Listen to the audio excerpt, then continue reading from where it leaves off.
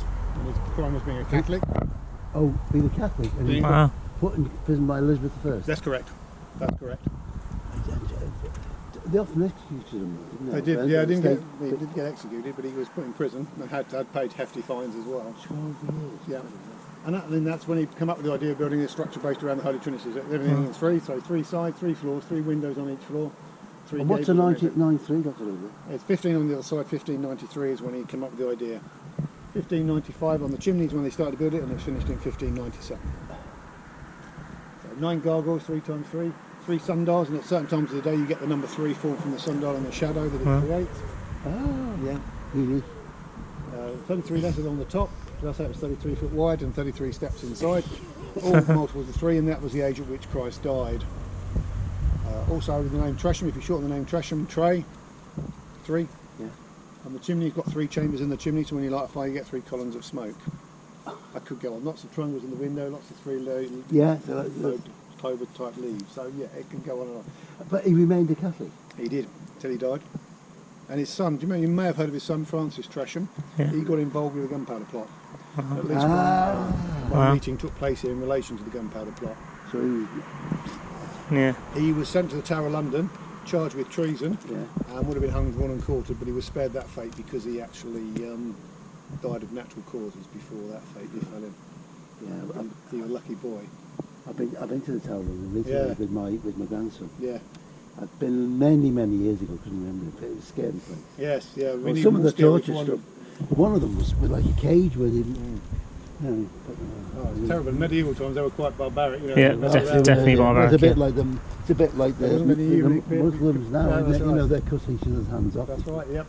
So it's built with local materials. You've got the orange sandstone, and we've got the lighter limestone. Yeah. And the slate, they quarry that from Coley Weston, so that's quarried still up near Bamford. That top right window is a fake window, doesn't exist inside. So it's actually, and the one just round the other side is a fake window as well. It's behind the fireplace and chimney. And, but it's to keep the symmetry, isn't it? It is to keep the symmetry, yeah.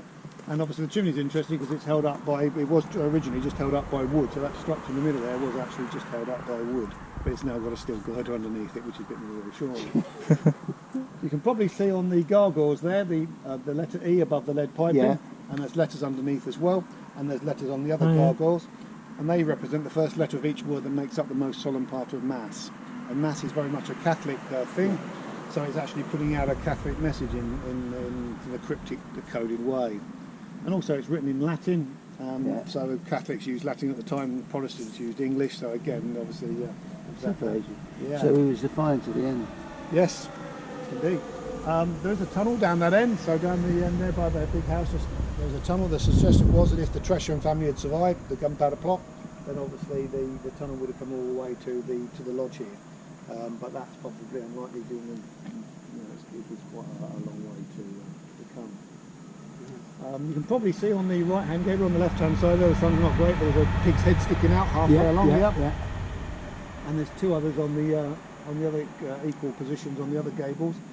And they represented the Tresham coats of arms, so the boar featured very heavily, the boar featured very heavily in the Tresham coats of arms. Round the other side, in the similar position, it's eagles, and that featured in these wife's coats of arms. So that they've got their eagles in there. That's around the other side, just round the other side. Eagles in that one on the pig, we've got eagles. Yeah, they look eagles. Yeah, like flames and there's some bears and things. Yeah. So yeah, it's there's quite a lot of. Basically, is it accommodation you can live in? Oh, it's built supposedly as a warrener's cottage, someone who rears rabbits. Whether it was ever used for that purpose, we don't know. That's what it's down to do. 50 grand is a warrener. It is. It's basically a monument protesting the fact that he couldn't openly, celebrate his religion. So he's actually done it in brick. That's right, done it in brick in a coded and cryptic way. And there's lots of references to Mass on the chimney as well. And you've got the sacrificial lamb there, which obviously plays quite an important part in the Catholic religion. So again, all the clues are there. But it's like I say, it was just a bit, it was in the boundary of the house, so we were still within effectively the garden of the house. It would have been more wooded.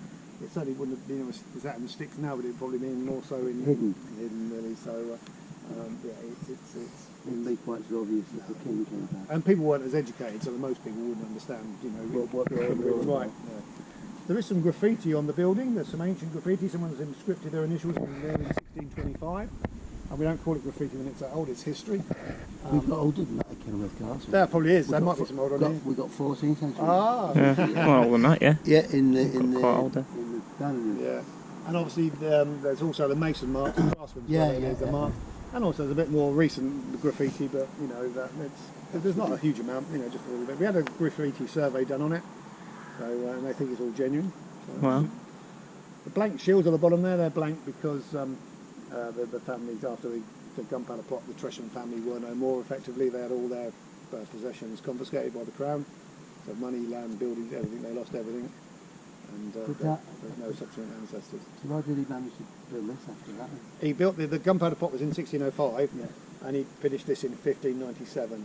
So it was up. It was about 8 years that it was here before the gunpowder plot, and then obviously things changed quite radically. Then. So would have heraldry have gone away, or would they have been put on purpose? I don't think it was important then, because obviously the Catholics were pretty much after the gunpowder plot. Yeah, they were effectively the uprising. You know, they were dealt with quite severely. So yeah, so it effectively any Catholic opposition to the Protestants was pretty much wiped out after the gunpowder plot. Wow. So, yeah. Okay, Thank you for that. No problem.